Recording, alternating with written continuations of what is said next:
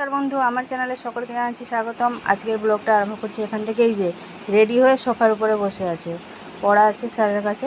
তো কাল থেকে সুনুদের স্কুল খুলে গেছে। 2-3 দিন হলো কোনো রকম ভিডিও হয়নি, কারণ আমাদের এখানে পাড়াতে কালী পুজো হচ্ছিলো বলে, আমাদের পাড়াতে না, সামনে পাড়াতে বক্স চলাকালীন ওই জন্য ভিডিওটা বন্ধ রেখেছিলাম। বক্স চলে আমার আওয়াজটা শোনা যাবে না এভাবে, আর কপিরাইট ক্লেম হয়ে যাবে, সেই জন্যই আমি ভিডিওগুলো ওই জন্য দিই না যখন বক্স আওয়াজ হয়। তো যেহেতু সামনে পাড়াতে পুজো ছিল, এবার এই দিকে মুখ করে সব বসানো হয়েছিল বক্সগুলো। ভাগ্যিস মাঠে জল ছিল, নাহলে মাঠের মাঝখানেই বসানো হতো, প্রত্যেক বছর ওরা বসায়। তো এবছর যাই হোক জল হয়েছিল বলে ওই জন্য বসায়নি, ওই দিকটা করে বসিয়েছিল, কিন্তু এই দিকটা মুখ রেখেছিল সেই জন্য। আর আমাদের বাড়িতে কেউ কিছু কথা বললেও আমরা শুনতে পেতাম না, এমনকি ফোন এলেও শুনতে পেতাম না, সেই জন্য আর কোনোরকম ভিডিও করিনি। চলুন তাহলে এবার নিয়ে যাব সুনুকে দিয়ে আসার সময় একটু কিছুখানি সবজি নিয়ে আসবো রান্নার জন্য। আর আজকে যেহেতু বাবা লোকনাথের পুজো, তো বাড়িতে বাবাকে রেখেছি, সেই জন্য আমার যেমন সামর্থ্য ওই টুকিটাকির মধ্যে একটা ছোট্টখাটো করে একটা পুজো দেবো বাবাকে। আমি তো আর ঠাকুরমশাইকে ডেকে তো আর পুজো দেবো না, নিজের মতন করে যেমন পারি তেমনই নিজের ভক্তি নিজের শক্তিতে দেবো।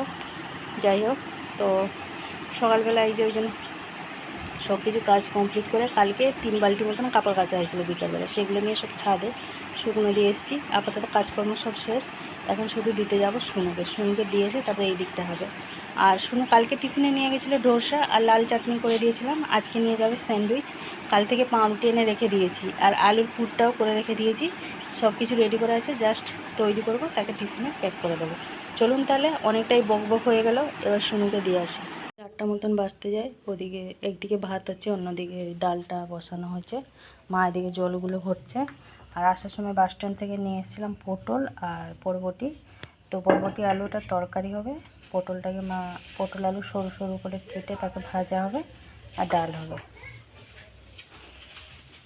আর এদিকে এই যে আসার সময় নিয়ে এসলাম একটুখানি গুজিয়া নিয়ে এসেছি, আর 2টো রম্বা, আর ওর মধ্যে আছে কাজু কিশমিশ। আর এই যে আমটাকে ওইদিকে রেখেছি। আর পাশের বাড়ি মামিমাদেরকে বলা আছে দুধ দেবে, দুধ মিশ্রি, এটাই হচ্ছে বাবার প্রসাদ। কারণ আমার বাবা নাকি সবসময় বলতো, বাবা যখন যোগী বেশ নাকি ধারণ করেছিলেন বাবা লোকনাথ, তখন নাকি উনি 12 বছর শুধু কাঁচা দুধ আর মিশ্রি খেয়ে নাকি থাকতেন। সেই জন্য ওনার প্রসাদের হিসাবে কিছু আপনি দেন চাই না দিতে পারেন, শুধু বাবাকে যদি কাঁচা দুধ আর মিশ্রি দিয়ে পুজো দেওয়া যায়, সেটাই হচ্ছে মহাপ্রসাদ। এই যে মা এদিকে বরবটি আলুটা কেটে নিয়েছে, কেটে ধুয়ে ভালোভাবে পরিষ্কার করে নিয়েছে। ওদিকে পটল আলুটা ভাজা হবে, দুদিকে 2টো রান্না হবে। এদিকে ডালটা হয়ে গেছে, ভাত হয়ে গেছে, ডালটা করে নিয়েছি। এদিকে যে সুন্দর স্যান্ডউইচও হয়ে গেছে, এবার মা এই তরকারিগুলো রান্না করবে।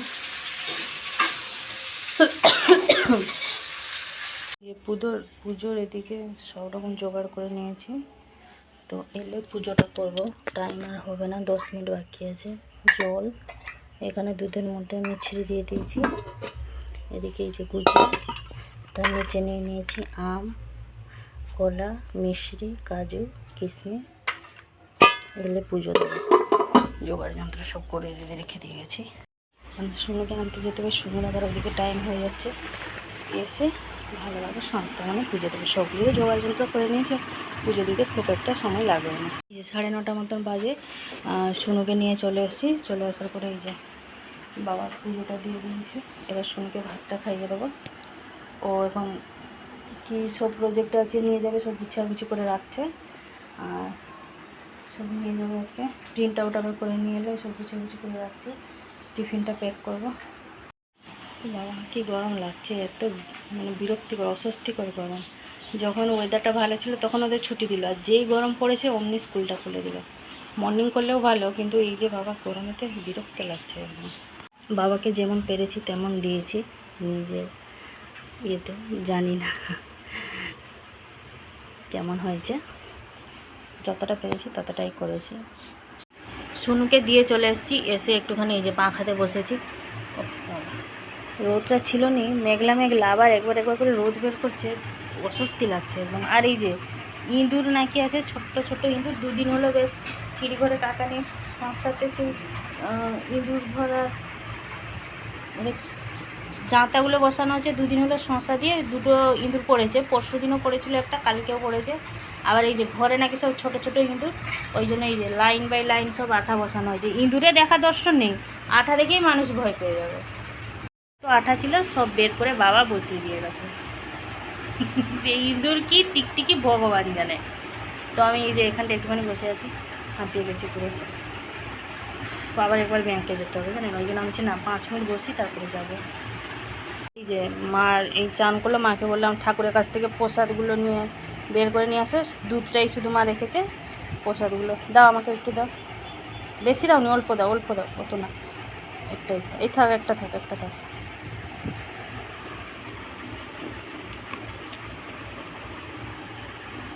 5টা বাজতে যায় পুরো, আর কোনো রকম ভিডিও করতে পারিনি, এতটাই ব্যস্ত হয়ে পড়েছিলাম কাজের মাঝখানে। মা এখন এই যে জলগুলো সব বাইরে থেকে বুয়ে রাখছে ঘরের ভিতরে। আর এদিকে যে স্ট্যান্ড পাখাটা বসানো হয়েছে, এটা হচ্ছে আমার জামা, সুনুর জামা। সুনু প্রত্যেকদিন স্কুল থেকে আসার পরে মা তার জামা কেচে উজালা দিয়ে আবার শুকনো করে দেয়, কারণ যেই হারে গরম পড়েছে একবার পরলে দ্বিতীয়বার জামা পরার মানে হালত থাকছে না, জামাটাই থাকছে না পরার মতন লাইটে। তো ওদিকে আমার রুটিটা হয়ে গেছে, এবার ঘরদোরগুলো ঝাঁপ দেবো। শোনো এই যে তাকে একটা কলা দিয়েছি, আর এই যে শসাগুলো কেটে কেটে খাচ্ছে। ও এখন বললো আমি এখন কিছু খাবো না, ভালো লাগছে না, ওই জন্য আমি বললাম ফলগুলো খাওয়া বসে বসে, ওই জন্য কেটে কেটে খাচ্ছে। বললো আমি নিজে নিজে কাটবো আর খাবো। 5টার সময় শুনু পড়া আছে, 5টা মতন বাজতে যায়। 2-4টে বোতল ভরে ফ্রিজে রেখে দিই জল খাওয়ার জন্য, তারপরে ঘর ধরে ভাত দিয়ে রেডি হবো আমরা দুজনে।